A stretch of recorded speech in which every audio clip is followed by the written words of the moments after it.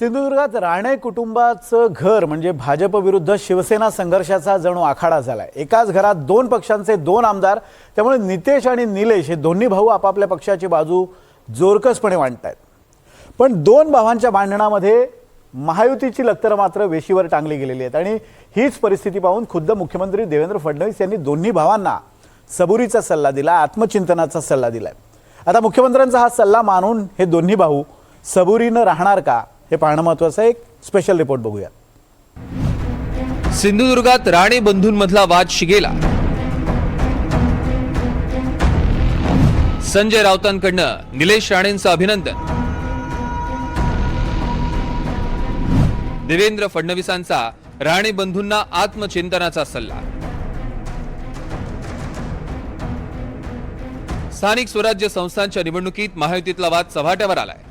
सिंधुदुर्गात भाजप विरुद्ध शिंदेगडाचा वाद तर विकोपाला गेलाय आणि राणेंचं घर या दोन पक्षांच्या वादाचा आखाडा झालाय। निलेश राणेंनी भाजपवर टीका करताना जपून टीका करावी असा सल्ला नितेश राणेंनी दिला। पण निलेश राणे नेहमीप्रमाणेच आपल्या आक्रमक शैलीत भाजपवर सडकून टीका करतायत। निलेशजींना पण जेव्हा एका घरामध्ये आम्ही 3 तिकीट देऊ शकत नाही असं ते त्यांचं एक धोरण आहे। त्याच्यामुळे फडणवीस साहेबांना निलेशजी भेटले, त्यांना सांगितलं निलेश तू कुठेही असेल तरी माझा आहे असं सांगून फडणवीस साहेबांनी एकनाथ शिंदे साहेबांकडे त्यांना पाठवलेलं आहे। आणि म्हणून कुठलाही वाद म्हणजे कितीही टीव्हीवर या सगळ्या गोष्टी, पण आमच्यासाठी सिंधुदुर्ग आणि ह्या इथल्या जनतेचा विकास आमच्यासाठी अतिशय महत्त्वाचा आहे आणि त्यासाठी ह्या निवडणुका आम्ही लढवतोय। लक्षात घ्या, जे घडलं ते फक्त मला आणि फडणवीस साहेबांनाच माहिती आहे। त्या खोलीत फक्त मी आणि फडणवीस साहेब होतो। तुमचे बंधू नव्हते? नाही, कोणच नव्हतं। चव्हाण साहेब पण नव्हते। जेव्हा मी त्यांना भेटायला गेलो त्या पक्षामध्ये असताना, शेवटचं जेव्हा मी भेटलो त्या पक्षात, तेव्हा जे संभाषण झालं ते माझ्या आणि सन्माननीय फडणवीस साहेबांमध्ये झालं। तिसरं कोणच नव्हतं। एकाच घरात दोन पक्षांचे दोन आमदार म्हटल्यावर हा वाद होणं निश्चितच होतं। पण राणे बंधूंच्या वादामुळे महायुतीत तणावाचं वातावरण निर्माण झालंय।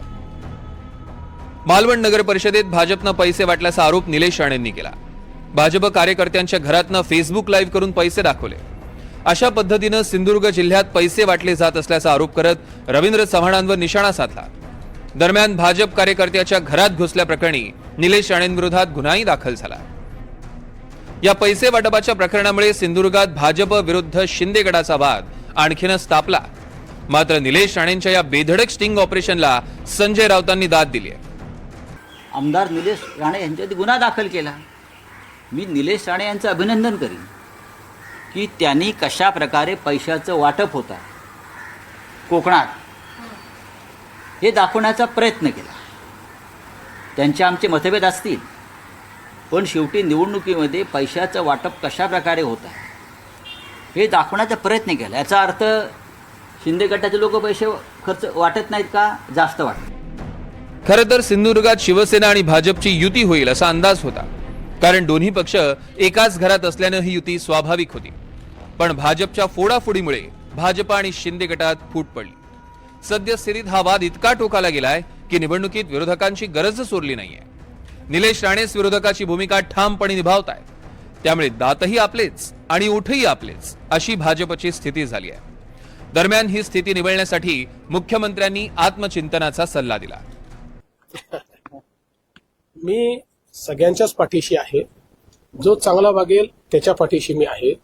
कोणी चुकला तर त्याला मी सांगेन। माझ्या पक्षाचा असला तरी मी चुकीच्या मागे उभे राहत नाही। जे काही योग्य असेल त्याच्या मागे मी उभा राहतो। त्यामुळे मी निश्चितपणे एवढं सांगतो की खरं तर जी काही परिस्थिती पाहायला मिळते ती काही चांगली नाही आहे। म्हणजे असं राणे विरुद्ध राणे वगैरे असं होणं काही योग्य नाही आहे। निश्चितपणे या निवडणुकीनंतर या संदर्भात एक मला असं वाटतं की आत्मचिंतन आम्हाला सर्वांना केलं पाहिजे। निवडणूक कोणतीही असो, राणे कुटुंब नेहमीच धडाक्यात निवडणूक लढतं। पण सिंधुदुर्गात पहिल्यांदाच राणे कुटुंबावर एकमेकांविरोधात लढण्याची वेळ आली आहे। त्यामुळे राणे बंधूंमधला हा वाद निवडणुकीपुरताच राहणार की पुढेही ठिणग्या उडणार हे पाहणं महत्त्वाचं ठरणार आहे। Bureau report, NDTV Marathi, Sindhudurg.